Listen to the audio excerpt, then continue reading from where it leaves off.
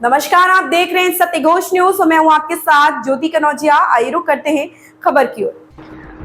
भूमाफिया प्रकरण में अनदेखी कर रहा जिला प्रशासन। किसान मंच द्वारा भूमाफियाओं के विरुद्ध पूर्व में दिए गए ज्ञापनों पर जिला प्रशासन द्वारा कोई भी कार्रवाई नहीं की गई।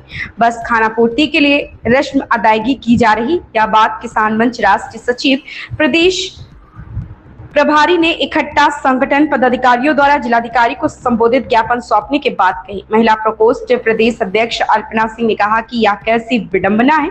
साक्ष्य एवं प्रमाण सहित लोनियन पूर्वा कैची पुल के आगे लोक निर्माण विभाग सहित अन्य सरकारी जमीन पर 25 अवैध मकान, दुकान, होटल आदि निर्मित है और जिला प्रशासन कोई कार्रवाई नहीं करना चाहता। अब अगर इस प्रकरण में जिला प्रशासन अनदेखी करेगा फिर किसान मंच सड़कों पर संघर्ष के लिए बाध्य होगा। महिला प्रकोष्ठ मंडल उपाध्यक्ष मुन्नी चौधरी ने कहा कि हमारे ससुर राम दुलारे पीडब्ल्यूडी विभाग में चपरासी के पद पर कार्यरत थे। 1972 में परिवार नियोजन हेतु स्वास्थ्य विभाग द्वारा नसबंदी प्रक्रिया में शामिल होने पर विभाग द्वारा उन्हें रहने के लिए विभाग की भूमि उपलब्ध कराई गई थी।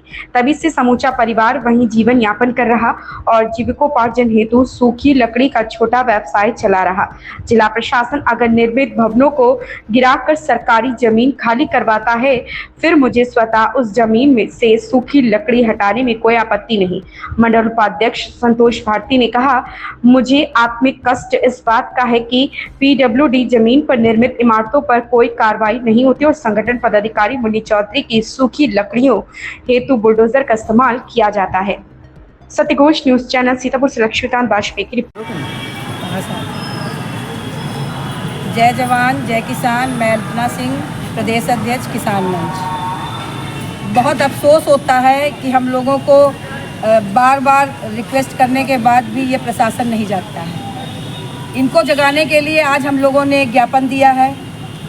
आज ये तो एक मेरे संगठन की पदाधिकारी हैं मुन्नी चौधरी जी, इनके लिए हम लोगों ने ज्ञापन दिया है। उसमें और भी बहुत पूरे सीतापुर के पूरे उत्तर प्रदेश में भू माफियाओं ने पूरा ज़मीन का राजस्व विभाग मिलके इस तरीके से काम कर रहा है कि जो बेचारे गरीब हैं उनकी ज़मीन, कई ऐसे मामले हैं जो हमारे संज्ञान में आते हैं और वहाँ तक हम भेजते हैं, उस पर कोई निस्तारण नहीं होता है। केवल निस्तारण उनका होता है, उनके लिए ये टीम पहुंचती है जो मोटी रकम देते हैं और मोटी रकम देने के बाद में जो गरीब असहाय कमज़ोर व्यक्ति है उसी के घर पर ये बुलडोज़र चलता है। मेरी प्रशासन से मांग है, जब मेरे संगठन के तरफ से 24 लोगों की सूची दी गई, उन 24 मकानों पे बुलडोज़र क्यों नहीं चला, इसको हम पूछते हैं। हम प्रशासन से मांग करते हैं वो हमको पूरा लिखित सूचना दे। जिस तरीके से हमने लिखित ज्ञापन दिया है उसी तरीके से मुझे 1 to 1 मेरे ज्ञापन में जो भी चीज़ें इंक्लूडेड हैं उन सब चीज़ों का मुझे दे। और आज से मेरी मुहिम यही होगी कि जो भी गरीबों की ज़मीनों को राजस्व विभाग के कर्मचारी मिलकर बेचे हैं और बड़ा घोटाला किए हैं, मैं लंबा चिट्ठा बना के प्रशासन को दूंगी। अगर प्रशासन नहीं जागता है तो एक बड़े आंदोलन की मैं मंच के माध्यम से चेतावनी दे रही हूँ कि बड़ा आंदोलन होगा जो कि यहाँ से लेकर लखनऊ, दिल्ली तक हिल जाएगा। जय जवान जय किसान।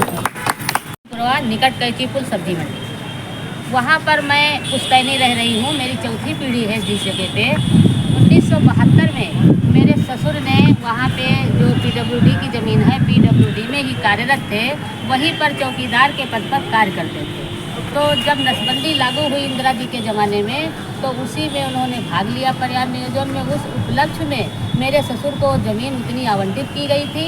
उसी पे मेरा सब परिवार रह करके भरण पोषण कर रहा, छोटा सा बिजनेस कर रहा अपना, सूखी लकड़ी खरीद करके बेचना, और यही हमारा बिजनेस है।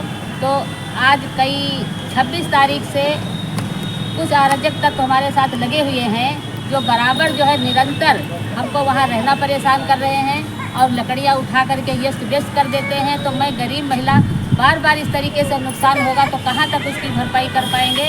और हमारे ऊपर 50,000 का लोन भी है जो प्रधानमंत्री जी सुनिधि योजना से महिलाओं को सम्मान बढ़ाने के लिए दे रहे हैं, वो लोन भी हमारे ऊपर है। उसी से मैं अपना व्यवसाय कर रही हूँ। अगर इसी तरीके से मेरा नुकसान होता रहा तो मैं भरपाई कहाँ से कर पाऊँगी। उसी संबंध में हमारा किसान मंच आज ज्ञापन दिया है किसान मंच में, के अधिकारी जो है कुछ सुनते नहीं हैं। बराबर मैं ज्ञापन दे रही हूँ और बराबर एप्लीकेशन ऑनलाइन कर रही हूँ, बराबर मिल भी रही हूँ, लेकिन कोई अधिकारी कुछ नहीं सुनता। और इसी के ज़मीन के संबंध में हमारा केस भी दीवानी में विचाराधीन है, उसकी कॉपी भी नहीं मान रहे हैं ये लोग अधिकारी लोग।